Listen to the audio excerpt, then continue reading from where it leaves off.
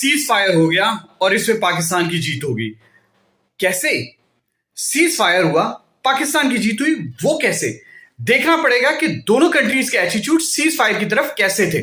इससे पहले कि स्कर्मिशेस का आगाज होता, इससे पहले कि बैटल के आगाज होता, दोनों कंट्रीज की पोजीशंस क्या थी? पाकिस्तान की हमेशा से एक ही पोजीशन रही है, we do not want war, we do not want battle, we do not want any skirmish as well. हम नहीं चाहते, हम कहते हैं कि बातचीत करें, सबूत दें, सबूत देते हैं, हम कोऑपरेट करेंगे। तो पाकिस्तान का जो पॉइंट ऑफ व्यू था वो था बातचीत। इंडिया का पॉइंट ऑफ व्यू कभी भी बातचीत ना था।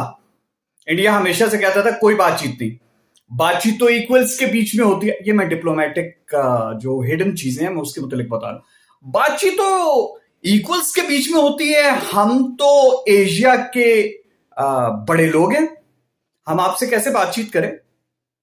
तो बातचीत क्या, उनके अंदर तो इतना गुरूर था कि उन्होंने कुछ सोचा भी नहीं और पाकिस्तान के ऊपर अटैक कर दिया। This is what they have been doing for 3 consecutive times, this was the third time. तो उन्होंने कहा बातचीत क्यों भाई, बातचीत हम क्यों करें? तो जब बातचीत के ऊपर अगर आमादा हुए तो किसकी जीत है? किसके मौकिफ को रीइंफोर्स किया गया? अमेरिका ने भी बहुत लेट एंट्री की। ऑफ कोर्स लेट एंट्री इसलिए की कि Pakistan, till the time that Pakistan gave a response, United states didn't enter. ठीक है, इसमें this was a blessing in disguise. मैं आपको एक बात बताऊं, यूनाइटेड स्टेट्स ने लेट एंट्री की। ऑफ कोर्स इंडिया को एक पूरा मौका दिया कि इंडिया केप्ट ऑन प्रेशराइजिंग अस। हमारी आर्म फोर्सेस के ऊपर जितना प्रेशर था आप सोच भी नहीं सकते। उनके प्रेशर से ज्यादा हम लोगों का प्रेशर था, मेरा और आपका। मैं और आप इतने इम्पेशेंट होते जा रहे थे, इतने अपने आप से एम्बैरस होते जा रहे थे। तो मेरा और आपका प्रेशर अपनी फोर्सेस के ऊपर ज्यादा था as compare to the pressure exerted by the Indians. और ठीक था, हमारी रिस्पेक्ट हर्ट हुई, हमारी इंटेग्रिटी हर्ट हुई। हमें अपना आप बड़ा छोटा सा कोई मुल्क लग रहा था, नेपाल लग रहा था, श्रीलंका लग रहा था, मालदीव्स लग रहा था। तो हमारी इंटेग्रिटी बड़ी हर्ट हुई। अगर ये मॉर्निंग की एपिसोड ना होती, सीज फायर भी ना होता, और अगर सीज फायर हो भी जाता तो पाकिस्तान की कभी भी वो इज्जत ना होती। पाकिस्तान ने जो कर दिखाया वो वही तो नतीजा है कि इंडिया सीज फायर पर राजी हुआ, वरना इंडिया और सीज फायर इम्पॉसिबल, इम्पॉसिबल। मैं ये समझता हूं कि इंडिया का सीज फायर, आप छोड़ दीजिए भारतीय मीडिया को, छोड़ दीजिए, वो तो इंडियंस भी समझ गए, वो अपने मीडिया को वो भी समझ गए। आप ये देखिए कि इंडिया को हम लोगों ने कैसा एक रियलिटी चेक दिया है, कैसा एक फैक्ट चेक दिया। Now they have come to the conclusion that when you have to talk to Pakistan, तो मिलिटरली पाकिस्तान उनके बराबर नहीं, ऊंचा है, सुपीरियर है, टेक्नोलॉजिकली एडवांस्ड है। आप रफेल्स की तरफ जा रहे थे, हम एआई की तरफ जा रहे थे। और मैं इसमें पूरा क्रेडिट दूंगा। मैं ये नहीं कहूंगा कि पाकिस्तान ने खुद कोई ऐसा काम किया, ऑफ कोर्स इसमें मैं चाइना को फुल क्रेडिट दूंगा, फुल क्रेडिट दूंगा कि उन्होंने हमारी तमाम आर्म्स, खुसूसन एयर पावर की जो डॉक्ट्राइन है वो हमारी टोटली चेंज हो चुकी है। Peoples liberation army air force, PLAAF, हां, PLAAF की डॉक्ट्राइन पे अभी हम चल रहे हैं। लेकिन हमारे रिसोर्सेज, हमारी ट्रेनिंग, हमारे मिशन और हमारी execution, full marks for us. वो जो पुरानी डॉक्ट्राइन्स थी खत्म। तो हर एक को पता है, वीडियोस आ चुकी हैं, रफेल्स आज भी गिरे हैं, रफेल्स के पायलट्स हमने कैप्चर किए हैं हमारे पास। अब ऑफ कोर्स हमारे जो मिलिट्री स्टैब्लिशमेंट है उसने डिसाइड करना है कि पायलट्स को प्रेजेंट करना है, नहीं करना है। करना है, मीडिया के सामने करना है? क्या इंडिया को हम लोगों ने और एम्बेरस करना है? क्या हमें और लीवरेज चाहिए, या ये एग्रीमेंट इंडिया के साथ हो गया कि इंडिया फर्दर एम्बेरसमेंट को अफोर्ड नहीं कर पाएगा?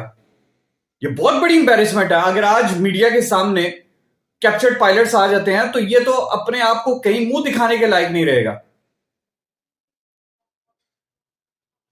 मैं ये समझता हूं कि हमें अगर रिटर्न करना भी है ना पीओडब्ल्यूज, तो हमें दिखा के रिटर्न करने चाहिए, इज्जत के साथ, बहुत इज्जत के साथ। लेकिन दुनिया को यह पता लगना चाहिए कि इनके पीओडब्ल्यूज हमारे बने थे।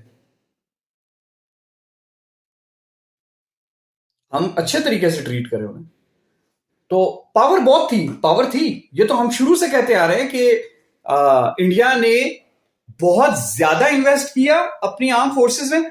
पाकिस्तान ने बहुत स्मार्टली इन्वेस्ट किया अपनी आर्म फोर्सेस में। हमारी साइबर फोर्स देखिए, हमारी आर्टिफिशियल इंटेलिजेंस देखिए, हमारी इंटीग्रेशन देखिए टेक्नोलॉजीज की। हम कहां से कहां पहुंच गए। इंडिया बहुत पीछे आपसे। आप, ये पाकिस्तानी यूथ को मैं एक मैसेज दूंगा, हम लोग हर चीज में अपने आप को अंडर एस्टिमेट करते रहते हैं, अपनी गवर्नमेंट को, अपनी आर्म फोर्सेस को जनरली, और हम बहुत जल्दी मरऊब हो जाते हैं बाकी लोगों के तबसरों से, बाकी लोगों की बातों से। अगर आपने मेरी पिछली वीडियोस देखी है, 1 साल पहले मैंने एक एजुकेशनल इंस्टीट्यूशन में अपना एक एरो मॉडलिंग क्लब बनाया था, ताकि पाकिस्तान में एरो मॉडलिंग जो है वो कॉन्सेप्ट आए। ये यंग यूनिवर्सिटीज के, कॉलेजेस के बच्चे प्लेन्स बनाए, एरो मॉडलिंग करें, एरोनॉटिकल इंजीनियरिंग में जाएं। कॉन्सेप्ट आए पाकिस्तान में एयरक्राफ्ट मैन्युफैक्चरिंग इंडस्ट्री। उसका नाम मैंने क्या रखा था? मैंने रखा था कॉकपिट एरिया क्यू। तो ये इवैक से तो बड़ी मोहब्बत पहले से है। मेरी साल पहले की देख लीजिए आप, जो मैंने एरो मॉडलिंग क्लब बनाया, एरिया क्रू। तो I love areas, they are are eyes in the sky. तो जितने भी मेरे जो यंग एरो मॉडलिंग क्लब के मेंबर्स हैं, आर माई क्रू। तो जी बिल्कुल, इट इज गुड। अच्छी न्यूज है, दोनों मुल्कों के अवाम के लिए अच्छी न्यूज है, क्योंकि अगर ये एस्केलेशन लेटर में आगे बात चलती रहती तो ऑफ कोर्स ये फिर बैलिस्टिक मिसाइल्स तक जानी थी। नॉन न्यूक्लियर लेकिन बैलिस्टिक मिसाइल्स। और आपको पता है कि जब नॉन न्यूक्लियर बैलिस्टिक मिसाइल की एस्केलेशन लेटर पे आ जाते हैं तो जो होती है एक मिसअंडरस्टैंडिंग, वो एक लम्हा चाहती है। आपको पता चले कि बैलिस्टिक मिसाइल लॉन्च हुआ है from the enemy side, you just don't know whether it's a nuke or not. You just don't know. So you may fire a nuclear weapon in fear that the incoming threat is a nuclear one. तो अच्छा हुआ।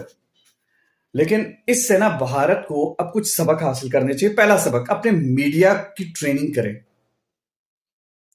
Media को restructure करें, ताकि वो अपने अवाम को शऊर दे सके, ना जज्बातियत और जुनूनियत और पागलपन ये प्रीच ना करें। आपने देख लिया कि आपने क्या हासिल किया, आपने तो मुंह की खा ली, आपकी वर्ल्ड वाइड एम्बेरसमेंट हुई है। आप तो बहुत बड़ी ताकत बनते थे ना, आप रीजन में किसको क्या मुंह दिखाएंगे। लेकिन हम आपको फर्दर एम्बेरस नहीं करना चाहते इन बातों से।